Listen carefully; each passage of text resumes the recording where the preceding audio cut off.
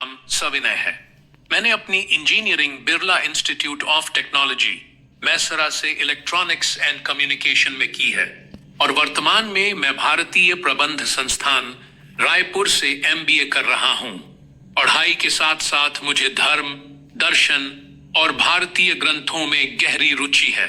विशेष रूप से मैं वेद, पुराण और उपनिषदों को आधुनिक युग की दृष्टि से समझने और प्रस्तुत करने का प्रयास करता हूं।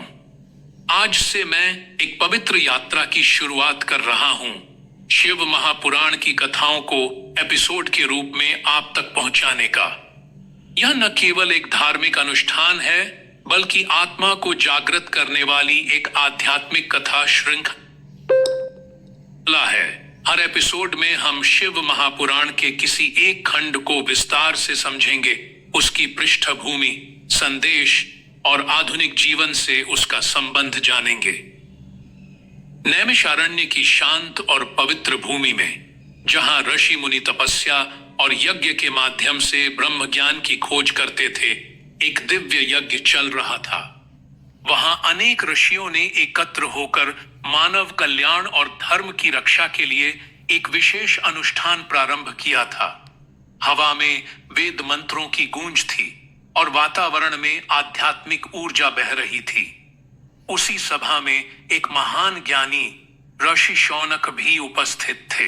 वे वर्षों से धर्म, भक्ति और आध्यात्मिक रहस्यों की खोज में संलग्न थे और आज उनके मन में एक विशेष जिज्ञासा थी जो उन्हें भीतर से बेचैन कर रही थी।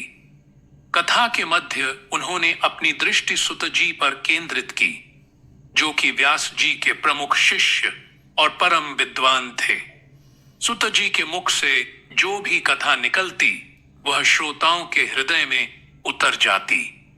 शौनक ऋषि ने प्रणाम करते हुए कहा, हे पूज्य सुत जी, हमने आपके मुख से अनेक धर्म गाथाएं सुनी हैं, जिनसे जीवन का मार्ग प्रशस्त हुआ है।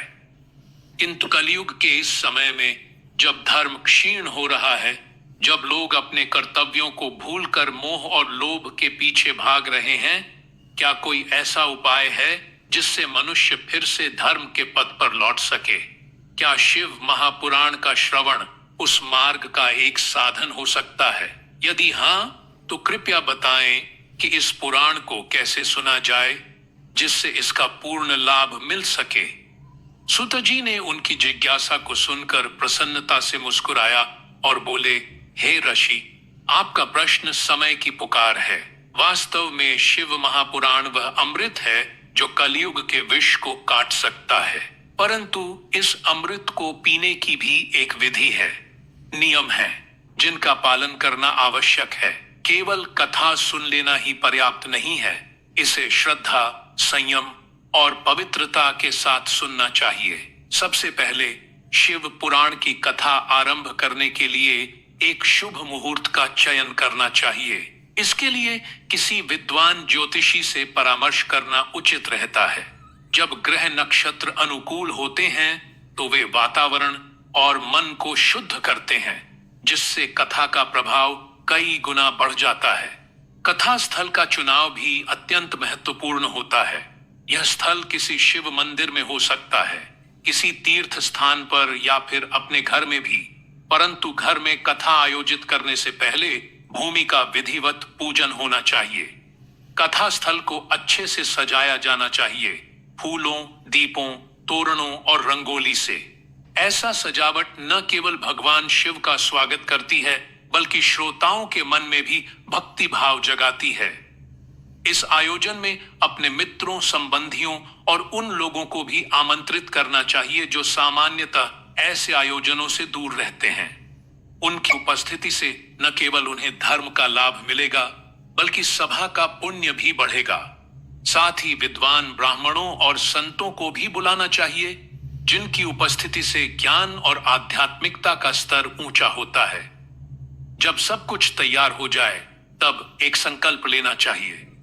यह संकल्प इस भावना से लेना चाहिए कि मैं यह कथा अपने कल्याण और समाज के हित के लिए सुन रहा हूं। इसके पश्चात भगवान गणेश का पूजन करना आवश्यक है, क्योंकि वे विघ्नों को दूर करने वाले हैं। फिर कथा आरंभ की जाती है। कथावाचक को उत्तर दिशा की ओर मुख करके बैठना चाहिए, क्योंकि यह दिशा ज्ञान और स्थिरता की प्रतीक है। श्रोता पूर्व दिशा की ओर मुख करके बैठें, क्योंकि वह दिशा सूर्य की है, जो प्रकाश और चेतना का प्रतीक है।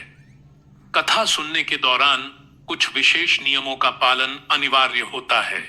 सबसे पहले ब्रह्मचर्य का पालन करना चाहिए और जितना हो सके संयमित जीवन जीना चाहिए। फलाहार करना उत्तम माना गया है और दिन भर फल खाकर शाम को ही शुद्ध सात्विक भोजन करना चाहिए। इससे शरीर हल्का और मन एकाग्र रहता है। मन को भी वासनाओं, क्रोध, लोभ, मोह, ईर्ष्या और निंदा जैसे दोषों से मुक्त रखना चाहिए।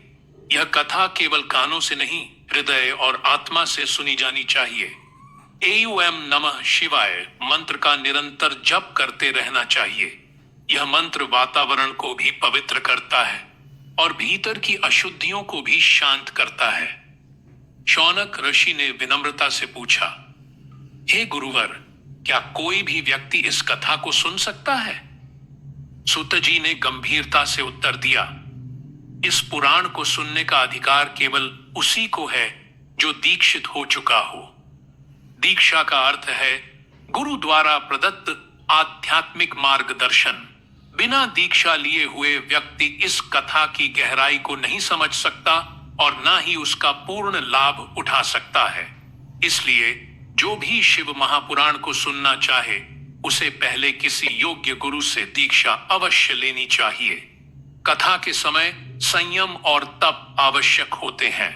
भूमि पर सोना चाहिए जिससे अहंकार का नाश हो। जो कुछ भी अपने सामर्थ्य के अनुसार दान कर सकते हैं, उन्हें अवश्य दान देना चाहिए।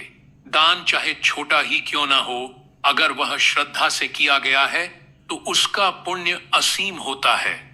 और जब कथा पूर्ण हो जाए तब एक विधिवत उद्यापन करना चाहिए। इसमें उन सभी को जो इस आयोजन में किसी भी रूप में सहभागी रहे हैं, ब्राह्मण, कथावाचक, सेवक, उन्हें यथाशक्ति दक्षिणा और आदर देना चाहिए। इसके अगले दिन शिव गीता का पाठ करना चाहिए।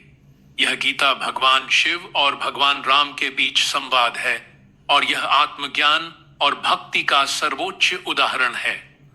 यदि श्रोता गृहस्थ हैं तो उन्हें हवन करना चाहिए। हवन में गाय के दूध से बनी घी का प्रयोग करना चाहिए और उसमें रुद्र संहिता के मंत्रों, गायत्री मंत्र या शिव पुराण के श्लोकों का उच्चारण करना चाहिए। यह हवन सभी विघ्नों को नष्ट करता है और शिव की कृपा को आकर्षित करता है।